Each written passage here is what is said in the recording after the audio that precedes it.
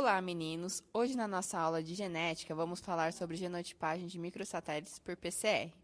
Como sabemos, a genética é um campo de estudos enorme que envolve a compreensão da estrutura do genoma de organismos, da hereditariedade e da relação genótipo-fenótipo. O DNA é a molécula que guarda a base da informação genética que vai guiar a formação de todos os animais. Isso faz com que as informações contidas no DNA de indivíduos da mesma espécie sejam muito parecidas. Entretanto, o DNA de indivíduos da mesma espécie, até mesmo entre irmãos ou entre pais e filhos, possui pequenas variações que chamamos de polimorfismos. É graças aos polimorfismos que somos um pouco diferentes uns dos outros, quando há características como altura, cor de pele, cor de olho, tipo sanguíneo, comportamento e entre outros. Esse mesmo tipo de polimorfismo do DNA também controla características importantes para a produção animal, como ganho de peso, produção de leite, constituição de carcaça, resistência à doença, fertilidade, entre muitas outras coisas. Desta forma, ao conhecermos a informação genética que vai gerar uma determinada característica de interesse, como fertilidade, podemos escolher com mais precisão os indivíduos que serão utilizados como reprodutores ou matrizes para constituir a próxima geração, por exemplo, em um rebanho. Quando fazemos isso, estamos selecionando indivíduos com base em informações do seu DNA.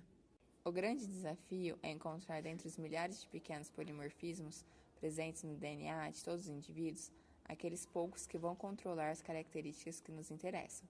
Uma vez que descobrimos um ou um conjunto de polimorfismos que serão importantes para as características com as quais trabalhamos, passaremos naturalmente a ter necessidade de saber qual padrão polimórfico de cada animal no nosso rebanho.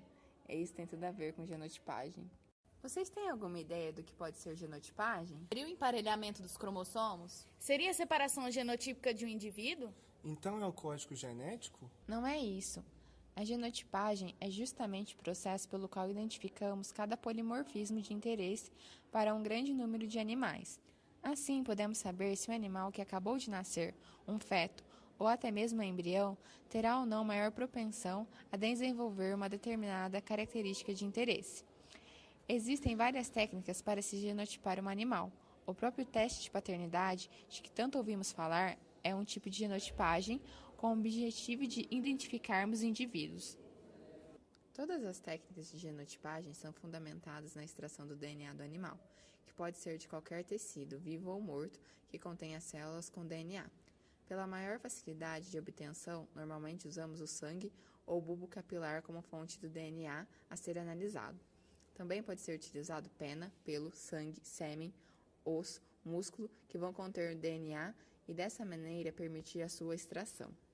Outra forma de se conhecer quais polimorfismos possui um animal seria pela análise dos fragmentos de DNA amplificados por PCR. Vocês lembram-se das técnicas de reação em cadeia da polimerase, o famoso PCR?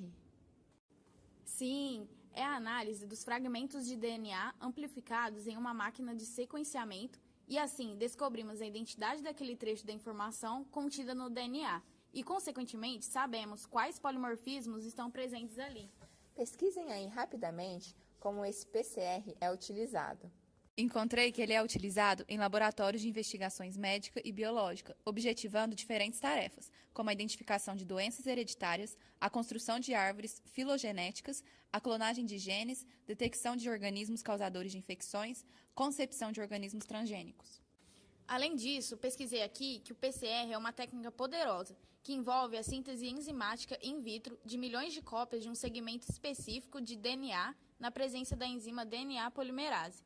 Sua reação baseia-se no anelamento e extensão enzimática de um par de pequenas moléculas de DNA de fita simples, utilizado como indicadores, primers, que delimitam a sequência de DNA de fita dupla alvo da amplificação. Muito bem! Continuando o assunto, o PCR vai então aumentar o número de cópias do marcador, possibilitando a sua detecção e sua caracterização. Em cada marcador, no indivíduo, há duas sequências de alelos iguais ou diferentes que têm origens do pai e da mãe. Dessa maneira, é possível concluir se o indivíduo é filho de um determinado pai ou não. Hoje em dia, a genotipagem pode ser associada ao melhoramento clássico e com isso ajudar no processo de escolha dos animais a serem utilizados como matrizes do rebanho. Esse sistema é conhecido como seleção assistida por marcadores ou seleção assistida por genes, E apesar de seu uso ainda ser experimental e limitado, suas perspectivas futuras são promissoras. Ô, professora, o que são marcadores? Os marcadores genéticos podem ser qualquer características morfológicas, processos químicos ou fragmentos de DNA que permitam a distinção entre indivíduos geneticamente diferentes. Desde o tempo de Mendel, usava-se o marcador morfológico, que são facilmente identificáveis, porém, pelo fato de serem poucos, as características que permitem distinguir pela morfologia limitou-se muito a sua utilidade. A partir da década de 1970, surgiram os marcadores bioquímicos, que são baseados em proteínas e enzimas. E na década de 80, surgiram os marcadores moleculares, que são baseados no polimorfismo do DNA entre indivíduos de uma espécie. Nossa, professora, que interessante essa matéria. Que bom que gostaram, meninos! Agora uma pergunta valendo um ponto. O que são microsatélites? Tem algo a ver com astronomia? Ou será que tem a ver com transmissão de sinal? Não, meninos! Segundo a pesquisa que realizei, professora, microsatélites consistem em pequenas sequências de 1 a 6 nucleotídeos de comprimento repetidos, em tândem, distribuídos aleatoriamente em genoma de eucariotos. E esses genomas são densamente povoados por diferentes classes de sequências repetidas, como, por exemplo, sequência simples repetida, conhecida como SSR. O estudo genético, que utiliza marcadores microsatélites, possibilita definir a diversidade genética entre animais e raças, proporcionando maior eficiência dos programas de acasalamentos por meio do estudo da genealogia dos animais, otimizando o sistema de criação destes e auxiliando os criadores na escolha de métodos mais adequados ao sistema de produção em que estes animais estão inseridos. Isso mesmo, sua pesquisa está correta. Microsatélites têm sido observados em diversos organismos, como em seres humanos, baleias, drosófilas, camundongos, bovinos, caprinos e entre outros.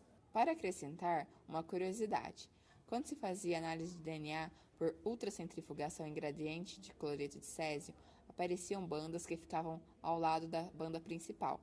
A essas bandas foi atribuído o nome de DNA satélite, pois pareciam pequenos satélites ao lado de um planeta. Professora, eu achei aqui na minha pesquisa que os microsatélites, por terem uma natureza altamente repetitiva, apresentam alto grau de polimorfismo. Além disso, são cercados por sequências únicas, podendo ser amplificados individualmente através do PCR. São unilocos e apresentam um comportamento codominante, em que os heterozigotos podem ser identificados.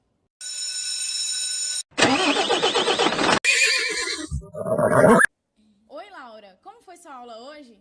Oi, Maria. Hoje aprendi muitas coisas legais sobre genética e me lembrei da pesquisa que você está fazendo com o gado do papai. Aprendemos sobre genotipagem, que é um exame ou um processo pelo qual é feita a identificação de variantes genéticas de interesse para um estudo de uma espécie. Marcadores genéticos que detectam polimorfismo genético diretamente do DNA. Microsatélites são os marcadores moleculares mais empregados em estudos de polimorfismo de DNA, pois são fáceis de estudar por PCR. Olha só, é exatamente isso que estou desenvolvendo, genotipagem de microsatélites por PCR. Com os Nelores do papai, estimei a variabilidade genética e os valores de determinação de paternidade, usando 11 marcadores microsatélites. Estes foram organizados em 4 conjuntos de amplificação para genotipagem semiautomática por fluorescência. Todos os marcadores apresentaram-se altamente polimórficos. A heterozigosidade observada foi menor que a esperada em 10 locos. Foram observadas deficiências de heterozigotos em 9 locos, o que resultou no desequilíbrio de Hardy-Weinberg. Para a população estudada, o princípio de Hardy-Weinberg é que se nenhum fator evolutivo atuar sobre uma população que satisfaz certas condições, as frequências de seus alelos permanecem inalteradas ao longo das gerações. O conjunto de 11 marcadores constitui método eficiente para a determinação de paternidade na raça Nelore. A reduzida variabilidade genética na raça Nelore, evidenciada por meio dos baixos níveis de heterozigosidade e a ausência de equilíbrio de Hardy-Weinberg, sugere depressão populacional por endocruzamento devido ao manejo reprodutivo utilizado. O conjunto de 11 marcadores microsatélites mostrou-se eficiente para a verificação de paternidade para fins de melhoramento genético na raça Nelore.